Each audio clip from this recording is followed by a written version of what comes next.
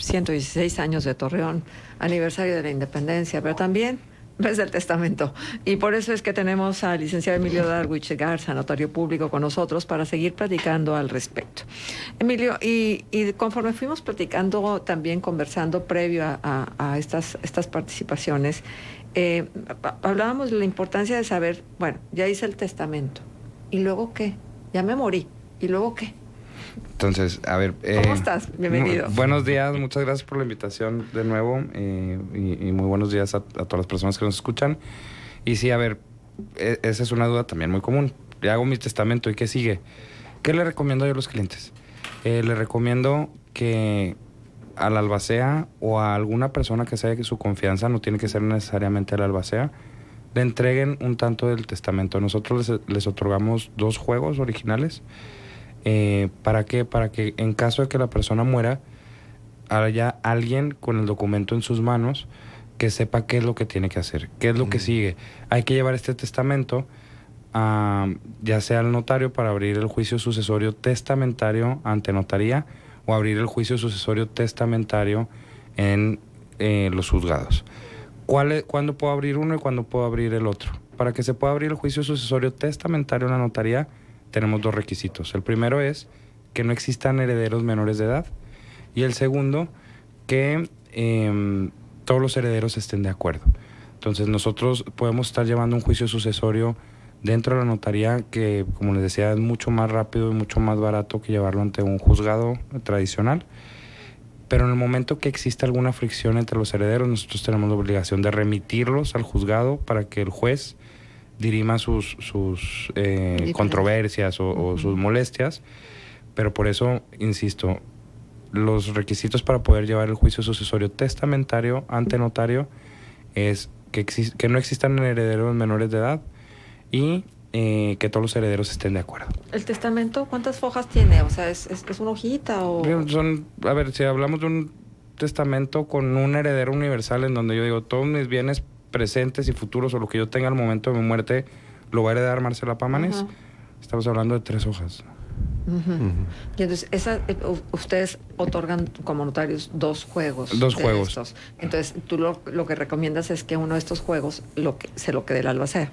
El albacea o alguien que sea de su confianza, que ellos sepan que le van a entregar en su momento al albacea el testamento, porque es necesario que el albacea en su momento lo lleve para abrir el juicio sucesorio. A ver, ¿y eso cuándo va a ocurrir? ¿Cuánto tiempo después de la muerte? Puede ser a la media hora después de que tenemos el certificado de defunción. Espérenme tantito, déjenme. Sí, puede ser. Lo que necesitamos es el certificado de defunción para poder empezar con el ¿En el mismo testamento está explícito quién es el albacea? Sí. Ahí dice. ¿Cuántas veces puedes cambiar de albacea? Cuantas veces quieras y cuantas veces quieras hacer testamento. Puedes cambiar el testamento todos los días. Pero entonces se trata de cambiar todo el testamento. Puedes ¿Vas a cambiar el albacea? A ver, si vas a cambiar algo el testamento, lo que sucede es que necesitamos hacer una escritura pública nueva en donde hagamos los cambios. Entonces yo lo que recomiendo también para que no tener 2 testamentos vivos con cambios es, pues vamos a modificarlo todo para que tengas un solo documento. Y al albacea se puede nombrar albacea titular, albacea sustituto en caso de que ese albacea no decida aceptar el cargo. O que muere el albacea, claro. ¿no? Exacto.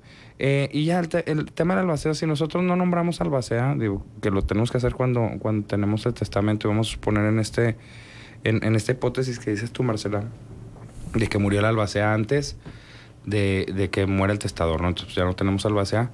Es cuestión de que los herederos que vienen reconocidos designen a quién quieren ellos que sea el albacea, y puede ser dentro de los mismos herederos la persona que ejerce esta función. Y luego, ya se abrió el testamento. ¿Cómo ocurre esta apertura de testamento? Luego también se han hecho 1000 imágenes de cuando se abre el testamento y ves la mesa y ves a todo el mundo y se caricaturiza, ¿no? ¿Eso no es así o cómo es? A ver, otra vez, nuestros principales enemigos, ¿no? Hollywood.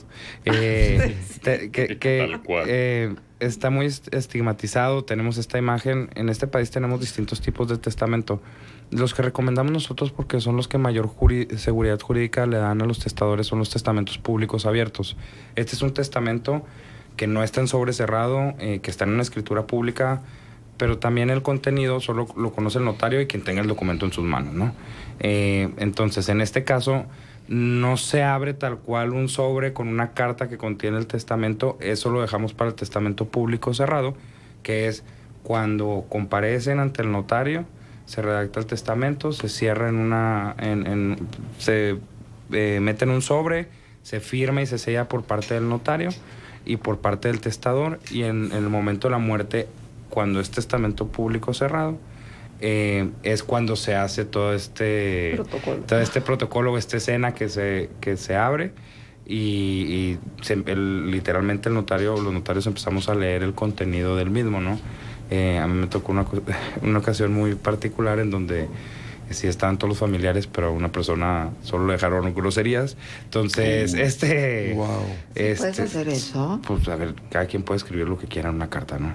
¿Y se le leen a la tiene que persona leer, también? se tiene que leer. Creo, sí, pero pues hay que tener el tacto Claro. suficiente Sí, para de que no se haga. suscitar una confrontación. Sí, ahí, y obviamente ¿no? después de ahí los mandamos al juzgado porque sí hubo diferencias entre los herederos. Claro. ¿no? Ok. Entonces, a ver, estamos hablando de testamento público cerrado, el cual no recomiendo.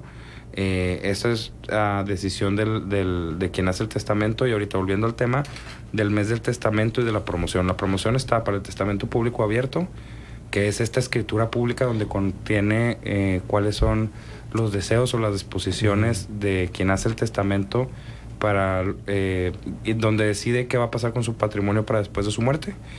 Y esto no está en un sobre cerrado, como decía, está en una escritura. Si alguna vez han visto una escritura de una casa o de algo, es una escritura similar. Pero por eso, y para mantener la secrecía, si así lo decide el testador, le digo, a ver, guárdalo abajo del colchón en una caja fuerte donde lo quieras tener tú, y dáselo al albacea también, y también pídele que tenga la mayor discreción posible. Pero entonces, por ejemplo, una persona no puede ir a solicitar el testamento. No. Aunque sea público. Aunque sea público. O sea, solamente y el albacea también no debe de darlo Entonces a conocer. de público no Exacto. tiene nada. No, es público porque yo como notario Lo conoce. conozco el contenido. Di aviso ya al Registro Nacional de Testamentos, no sobre el contenido, sino sobre que viene una persona a emitir un testamento en fecha tal, Ya. para darle seguridad y qué es lo que venimos platicando, cuál testamento es el válido. Hay personas que un día hacen un testamento y luego a los 3 meses cambian de parecer y hacen otro, y así, y que tienen emitidos, no sé, vamos a poner 10 testamentos. Oye, ¿cuál es el que vale? El último. El último es el que vale, y es el que vamos a tomar. Entonces, por eso nosotros damos aviso al Registro Nacional de Testamentos, porque cuando nos traen, volviendo a la pregunta, Marcela, cuando nos traen los testamentos para abrir los juicios sucesorios, nosotros pedimos un informe a la Dirección General de Notarías y al Registro Nacional de Testamento, en donde le decimos, vino X persona con el certificado de función de X persona a abrir un juicio sucesorio con el número de escritura tal que contiene el testamento que emitió quien murió, o en el ámbito jurídico le decimos el de cuyos, ¿no? Porque es de cuya masa hereditaria se desprenden todos los bienes. Entonces, la Dirección de Notarías e incluso Registro Público también nos contesta, dice, oye, sí hay testamento, o hay uno posterior, ese no es el que tienes que utilizar, y con eso iniciamos el juicio sucesorio testamentario. Hay que presentar varios escritos, hay que hacer publicaciones de edictos en línea y en el periódico oficial. En el caso de que haya testamento, no hay que hacer la publicación de los edictos. Y luego tenemos una junta de herederos. La junta de herederos, en ella comparecen, en el caso del juicio sucesorio testamentario otra vez, comparecen nada más quienes están nombrados como herederos o como legatarios del autor de la herencia, y manifiestan su conformidad de aceptar o no la herencia, y también el albacea manifiesta su conformidad de aceptar o no su cargo. Pero aceptar o no, es decir, ahí es donde empieza la controversia, ¿no? Si no lo aceptan, no es porque no lo quieran, sino porque no están de acuerdo en cómo se repartieron, ¿no? Bueno, es que hay dos temas. Más bien, hay una figura que se llama repudio, y que también es muy común. Por ejemplo, un padre de familia deja como sus herederos a su esposa y a sus 2 hijos, ¿no? Comparecen y los 2 hijos dicen, a ver, mamá, yo no quiero ahorita adquirir los bienes de la herencia de mi padre, adquiérelos tú y en el momento cuando tú ya no estés nos los dejas a nosotros hijos. Entonces renuncian o repudian la herencia, que no quiere decir que no esté de acuerdo, sino todo lo contrario. Están de acuerdo que están repudiando porque en este ejemplo, que su mamá adquiera los bienes. Ajá. Te preguntan que si pueden donar a algún organismo de la sociedad civil o pueden heredar algún organismo de la sociedad civil. Sí, definitivamente. Y algo que he insistido mucho. Nosotros no tenemos obligación de heredarle absolutamente a nadie si no es a aquellos que necesitan de nuestro apoyo para su subsistencia y que sean familiares que tenemos la obligación de darles alimentos, hijos o padres. Que ¿no? Es por ley. Que es por ley. Pero más allá, a ver, en otro caso hipotético, si yo tengo 2 hijos, que los 2 son mayores de edad, concluyeron sus estudios universitarios, y yo decido dejar lo mucho o poco que pudiera tener a una asociación civil, a la beneficencia pública, perfectamente lo puedo hacer y ese testamento es válido. Nosotros podemos disponer de manera totalmente libre de nuestro patrimonio, siempre y cuando no estemos incumpliendo obligaciones alimentarias. Oye, Emilio, y en otra de las cosas que luego Hollywood nos trastoca, mascotas no pueden recibir herencia, ¿no? No, hay otras figuras, sí, precisamente, las mascotas, y es todo un tema y se los dice un papá canino. A ver, jurídicamente las mascotas y los animales no son imputables de derechos y obligaciones, ¿no? Claro. Siguen siendo bienes que se encuentran dentro del comercio, por más que los tengamos humanizados y que se duerman con nosotros en la cama. Entonces, y también recurrente esta pregunta, ¿se pueden dejar fideicomisos para que ese fideicomiso se encargue de la manutención? ¿Se le puede dejar a una asociación civil encargada de la protección de animales o de albergues para que a su vez se hagan cargo de la mascota, pero la mascota en sí no?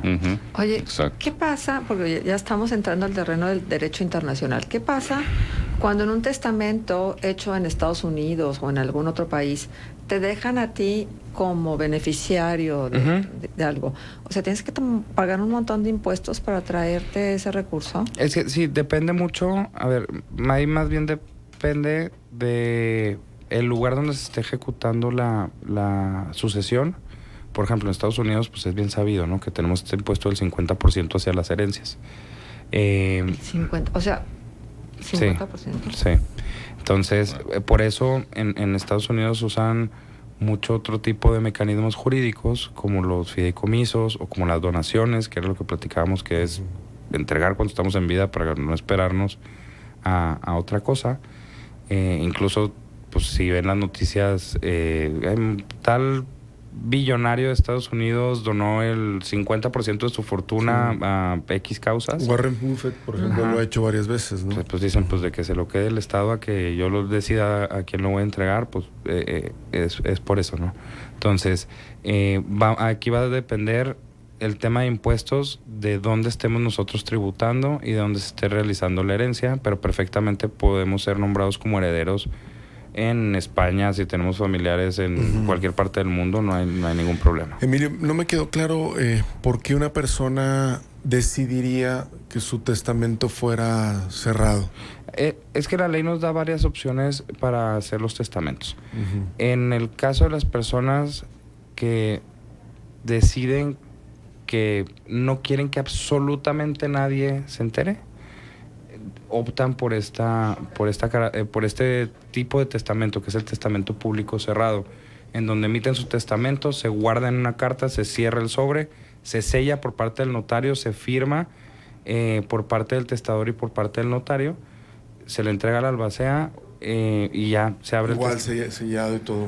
Sellado, y ese no se puede violar. Si llegara a estar violado ese sobre cuando llega al juzgado para abrir el juicio sucesorio o por el testamento o con el notario, pierde total validez. Ay, ¿qué pasa, por ejemplo, con las inversiones que la gente luego pudiera, pocos, ¿verdad? Pero sí los hay, que pudiera tener en Estados Unidos?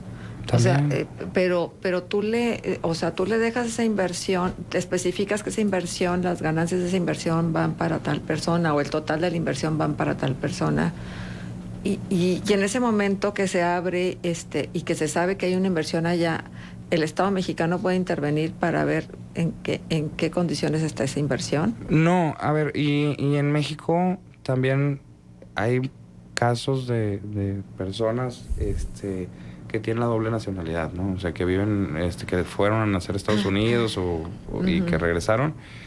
Y muchos están renunciando a su nacionalidad precisamente por eso, por evitar este gravamen del 50% que hay en Estados Unidos. En México es muy benévolo en el tema de las herencias, el impuesto es cero, no hay impuesto sobre la renta, el valor para la adjudicación de inmuebles es cero también. Pero ¿cuál es el procedimiento? Les decía, la primera reunión es la declaración de herederos y nombramiento de albacea, y posteriormente tenemos las etapas de inventario y avalúo y adjudicación, y una vez que tengamos hecha la adjudicación, con esa adjudicación comparecen al banco los herederos, ya sea mexicano, americano, suizo o de Argentina, donde ustedes quieran, le dicen, aquí está mi nombramiento, cumple con las características, es decir, está apostillado, legalizado para tener efectos internacionales. Entonces ya con eso reconóceme y otórgame dinero. Nada más que es que se nos va el tiempo y acá hay preguntas. ¿Cuál es el precio de un juicio sucesorio aproximadamente? En notaría, hasta la declaración de herederos es de 25,000 pesos. Y luego, hola, buenos días. Por favor, ¿me pueden compartir el número del teléfono del notario Emilio para acudir y hacer mi testamento? ¿Nos dejas punto de contacto? Con mucho gusto. Les dejo el teléfono de mi oficina, que es 8717-220907. ¿Otra vez? 8717-220907. Y déjenme, les paso el WhatsApp de la oficina. Pero un segundo, porque no me lo sé. Por favor. Y el WhatsApp de la oficina es el número 8713-317474. Muy bien. Emilio, pues, como siempre, quedan preguntas e interés de parte del auditorio. Ojalá que este interés se traduzca en que haya más personas con testamento en mano. Hagan su testamento, aprovechen el descuento del mes del testamento y estamos a sus órdenes para asesorarlos en lo que se les ofrezca. Muchísimas gracias. Licenciado. ¿Cuál es el número de tu notaría? 73. 73. Emilio Darwich Garza, notario público de la notaría 73. Son las 9:29. Vamos a la pausa, volvemos ya. Contextos. El programa líder en la